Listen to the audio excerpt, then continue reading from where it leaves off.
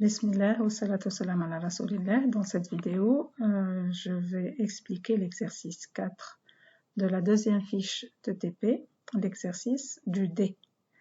Donc on va suivre les étapes qui sont données ici dans la fiche et on va le faire pas à pas.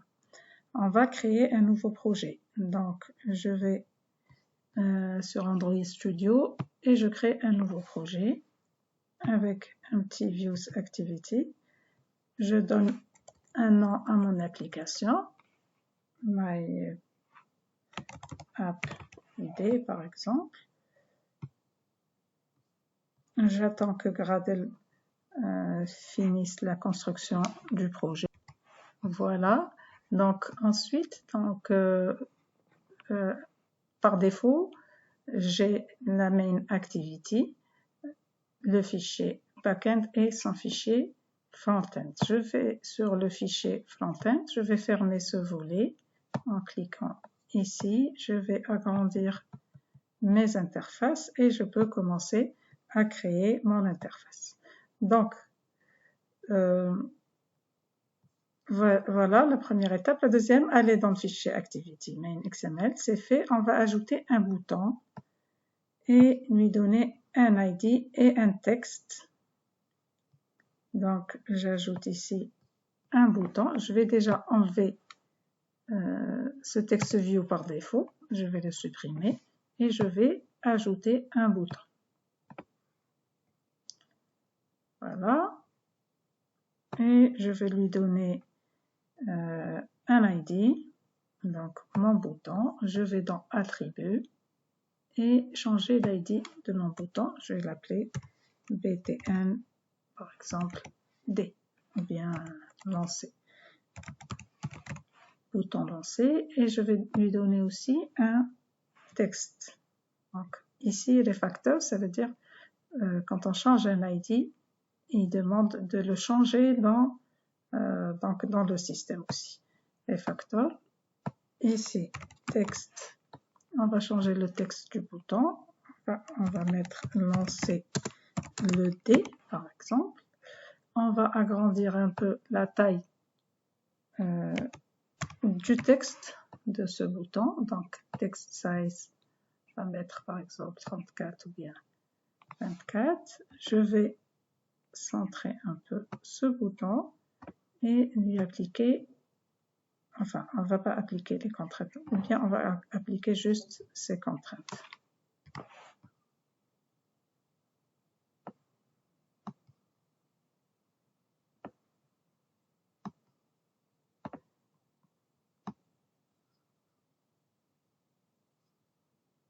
Ensuite, donc, nous avons appliqué les contraintes. On va créer une nouvelle classe Java appelée D, avec un attribut entier et une méthode lancée qui retourne un nombre aléatoire entre 1 et l'attribut de la classe. Donc, puisque cette application utilise un D, nous allons créer une classe D avec tout ce qui concerne le D. Donc, on va aller ici, dans la structure de notre projet, avec la classe MainActivity, dans le même répertoire, ce répertoire, je vais cliquer sur le bouton droit et créer une nouvelle classe Java, New Java Class. Je vais l'appeler D.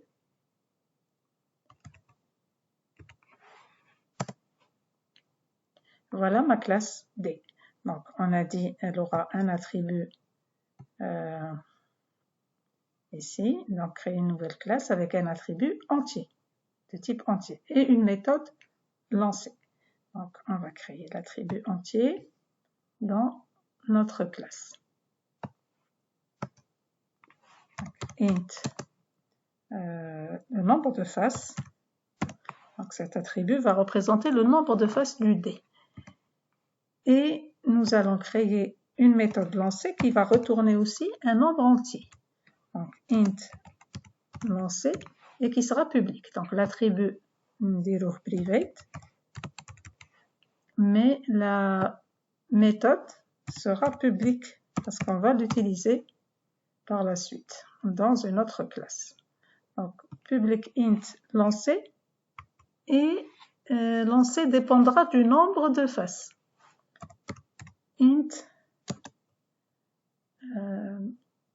ou bien c'est pas la peine le paramètre parce que on va utiliser l'attribut NBF.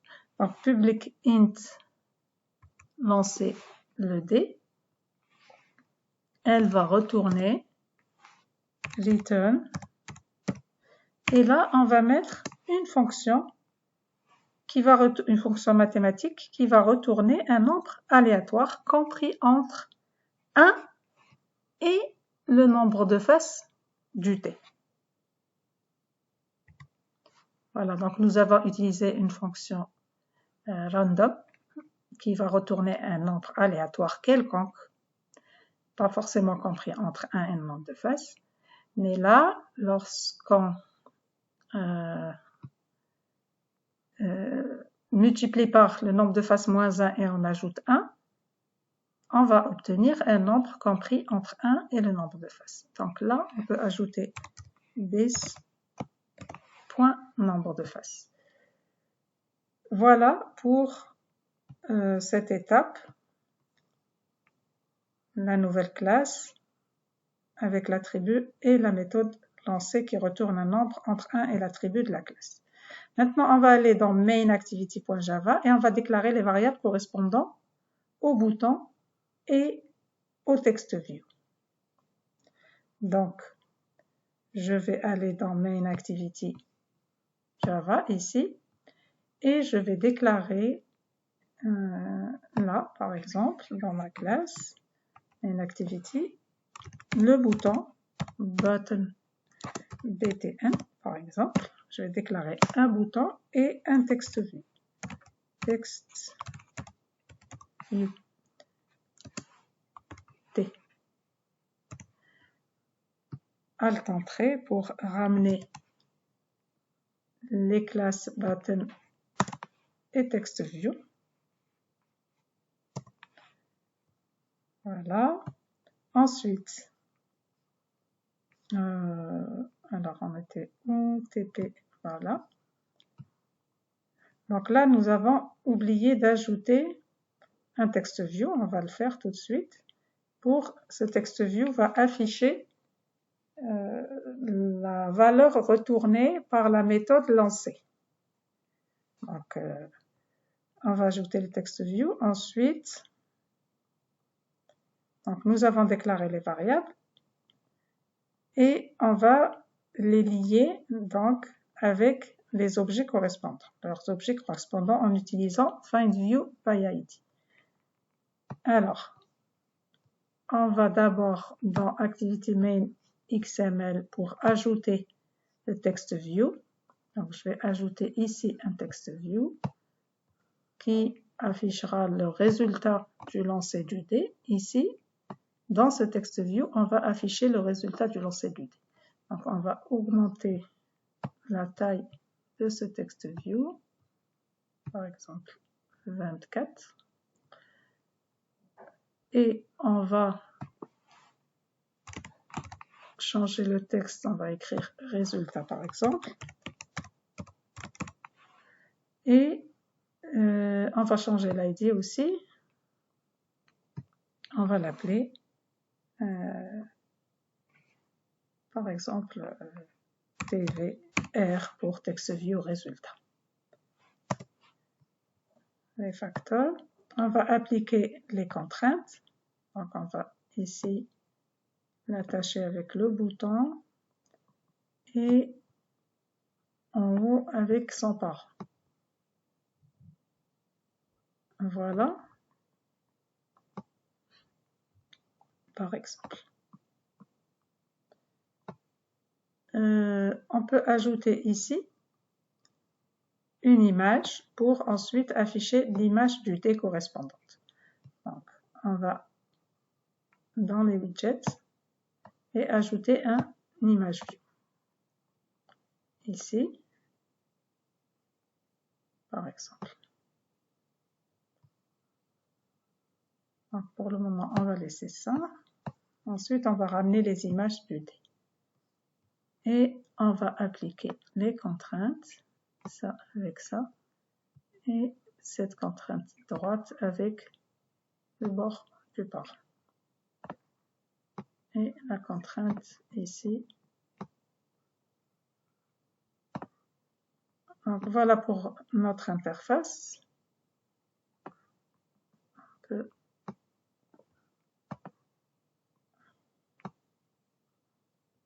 Par exemple. Donc voilà pour notre interface. Qu'est-ce qu'il reste à faire? On revient dans mainActivity.java pour relier ces variables btn et t. On va les relier. Donc btn égale findViewById avec leurs objets correspondants. Donc findViewById r.id.btn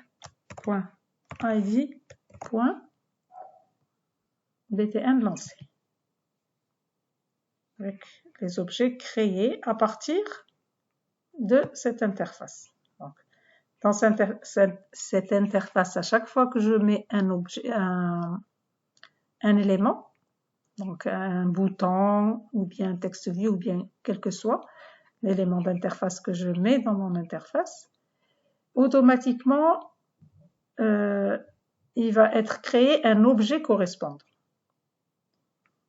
Et lorsque je fais ça, j'appelle cette méthode findViewById, elle va me retourner l'objet correspondant à cet élément d'interface. Et je vais l'affecter à la variable btn. La même chose pour t. Donc, t égale aussi findViewById. Et je vais donner l'id du text view que j'ai mis dans mon interface. r.id.tvr, text view résultat. Voilà, j'ai fait la liaison entre mes variables et les objets de mon interface.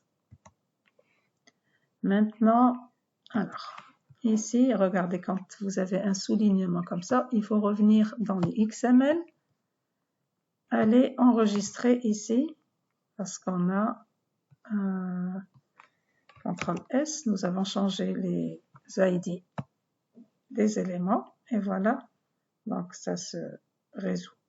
Ensuite, nous avons lié les variables. Maintenant, on va écrire la méthode onClickListener du bouton. Donc, notre bouton, il s'appelle btn, celui-là. Donc, je vais dire btn.setOnClickListener pour commencer à écrire la méthode setOnClickListener. Donc, ensuite, v et la flèche, on appelle ça une fonction lambda. Donc, v pour désigner la vue qui est ici, view btn. Et là, le code qui va correspondre à v dans le cas du clic. Lorsqu'un événement clic est détecté, ce code que je vais mettre ici va être exécuté. Donc, lorsque je clique sur le bouton, qu'est-ce que je veux? Je veux déjà créer un nouveau dé. Il faut que je fasse la création du dé. Donc, à partir de la classe dé que j'ai préparée, je vais faire la création du dé. Ensuite, je vais invoquer la méthode lancée, la méthode que j'ai écrite dans la classe D. Et enfin, je vais afficher le résultat dans le texte view. Donc, je vais commencer par créer un dé. Donc, la classe D, rappelez-vous, je l'ai appelée D, D majuscule E. Donc, je vais dire D, mon D, par exemple, égale new D. Voilà, je viens. Oui, dans la classe D, on a oublié d'écrire le constructeur. Donc ici, on va cliquer sur Alt Insert pour générer un constructeur. OK. Alors, public D int nbf, this.nbf égale nbf. Voici le constructeur. Alors, on va voir ici. Qu'est-ce qu'il y a? Voilà. Donc là, le problème, c'est que il faut que je donne ici une valeur. Donc, je vais créer un D avec 6 faces. Parce que le constructeur que j'ai généré, il a un paramètre qui est le nombre de faces. Le nombre de faces ensuite, il va être utilisé dans la méthode lancée. Regardez. Donc cet attribut que j'ai utilisé pour la création de mon D va être utilisé dans la méthode lancée quand on va l'invoquer. Donc voici la création du D. Ensuite, la deuxième étape, qu'est-ce qu'on a dit? On a dit le lancement du D. C'est-à-dire, je vais invoquer la méthode lancée sur le D que je viens de créer. J'ai créé un D qui s'appelle mon D. Donc, je vais dire mon D, point, et j'appelle la méthode lancée. La méthode lancée, elle retourne quelque chose. Donc, elle retourne quoi? Elle retourne un entier. Donc, cet entier, je vais le stocker int dans une variable. Par exemple, je vais appeler R ou bien résultat int R égale le résultat du lancer. Donc, ça va être un nombre aléatoire entre 1 et 6 qui va être mis dans R. Maintenant, je vais afficher ce résultat dans le text view, dans ce text view que j'ai préparé dans mon interface. Celui-là, ici, je veux que le résultat apparaisse. Donc, je vais dire ce text view, la variable qui lui correspond dans le backend, dans le fichier du backend main activity.java. C'est quoi? C'est le T. C'est le T que j'ai relié avec mon text view. Donc, T, pour afficher un texte dans mon T, je vais dire T.setText. Et je donne ici le résultat de c'est-à-dire R. Mais R, c'est un entier. Et là, setText demande une chaîne de caractères. Donc, je vais juste la concaténer avec une chaîne vide pour régler ce problème. Donc, j'ai une chaîne vide plus l'entier ici qui a été retourné par la méthode lancée. Et voilà, j'ai terminé. Il reste juste après à afficher les images du D. Alors, on peut déjà exécuter maintenant pour voir le résultat. Voilà, donc l'installation est terminée avec succès et on va voir l'exécution de notre app. Voilà, donc nous avons ici l'espace pour l'image du D, le text view résultat et lancer D. Lorsque je clique sur lancer le D, je vais voir le nombre aléatoire qui est généré s'afficher dans le text view. Donc c'est bon. Maintenant, il reste à mettre l'image ici, ou bien là, on va la mettre peut-être. On va revenir dans l'activity main XML. Je préfère que l'image soit... on va la déplacer. Je vais refaire les contraintes ici. Donc, je vais enlever cette contrainte en cliquant sur CTRL et clic. Et je vais déplacer ici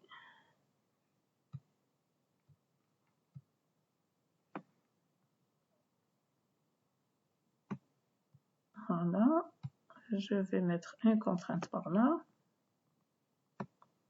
pour qu'il soit centré. Et ensuite, cette contrainte aussi, je vais l'enlever.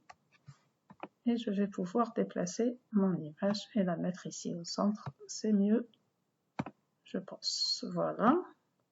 Et je vais attacher cette image aussi avec mon bouton. Ensuite, je vais les remonter de cette façon.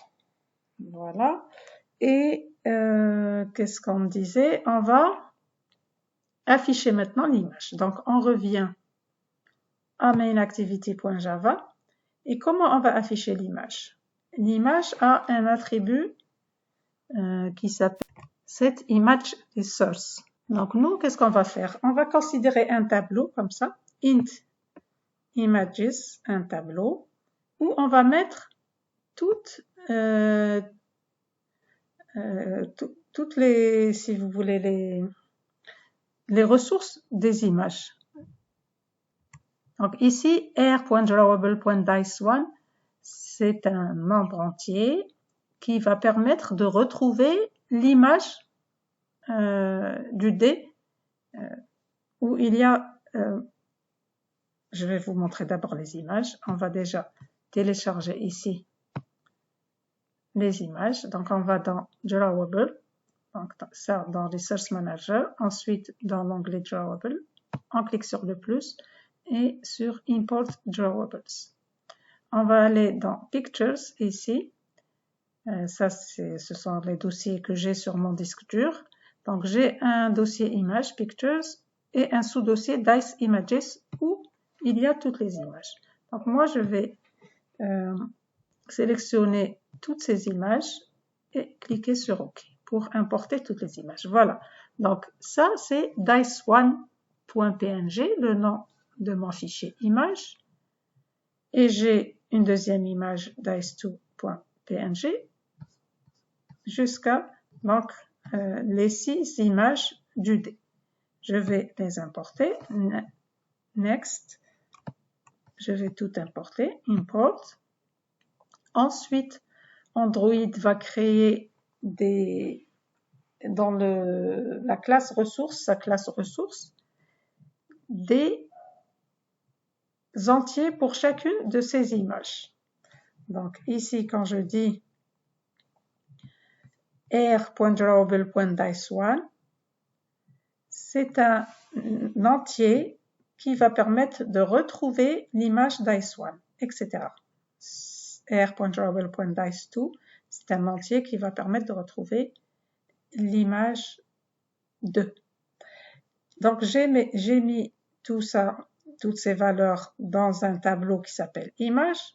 Donc si je dis image de 0, ça va être ça.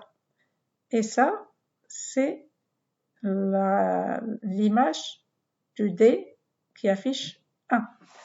Donc, je reviens à mon code. Qu'est-ce que je vais ajouter ici? R, c'est le résultat. Donc, ça va être 1 ou bien 2 ou bien 3, de 1 jusqu'à 6. Le résultat du lancer du dé. Maintenant, je veux ici mon dé, plutôt mon image, je vais lui appliquer, je vais invoquer sur mon image la méthode setImageResource pour lui donner une image.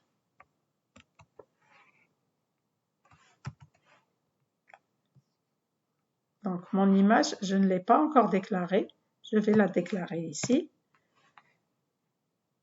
Image view, donc image view, et je vais l'appeler dImage.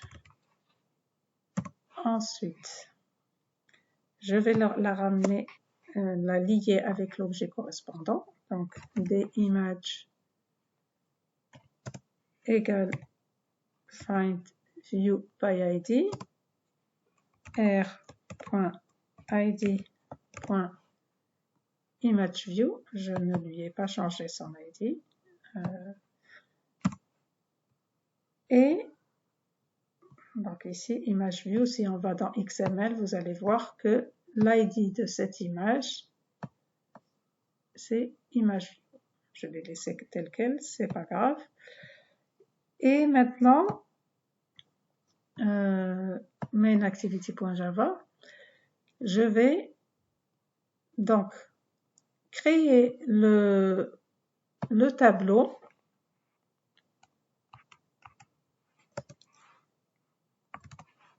des ressources. Donc avant cela, des images que je viens de ramener, donc avec un D majuscule, je l'ai déclaré maintenant, et un I minuscule.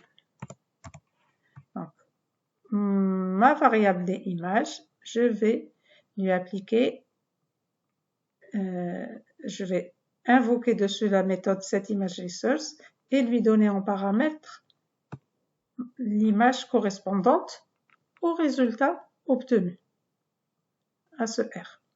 Donc, si je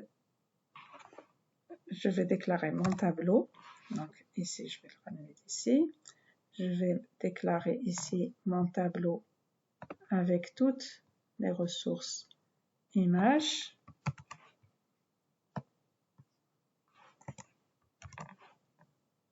Voilà. Et là, ça va pas être I, mais ça va être R moins 1. Pourquoi moins 1? Parce que par exemple, la dice1, c'est cette image. C'est ça, dice1. Donc, quand R est égal à 1, il faut que j'affiche dice 1. Mais puisqu'il s'agit d'un tableau, l'indice commence à 0. Donc, ça sera 1 moins 1. Quand R égale 2, il faut que j'affiche image de 1. Donc, ça, c'est image de 0, c'est le premier élément du tableau. Image de 1, c'est le deuxième élément du tableau, etc. Donc, j'affiche R moins 1. Voilà, on va exécuter. Alors, ici, drawable, pourquoi c'est en rouge?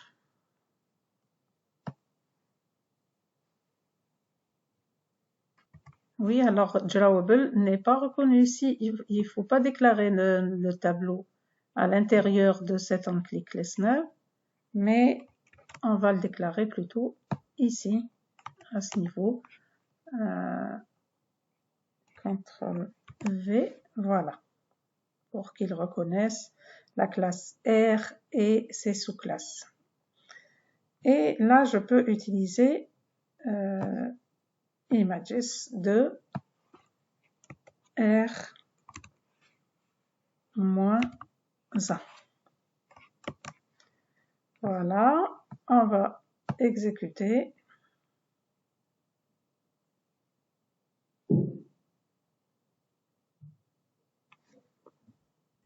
Et voilà le résultat. Voilà, donc sauf que là, le D est trop grand.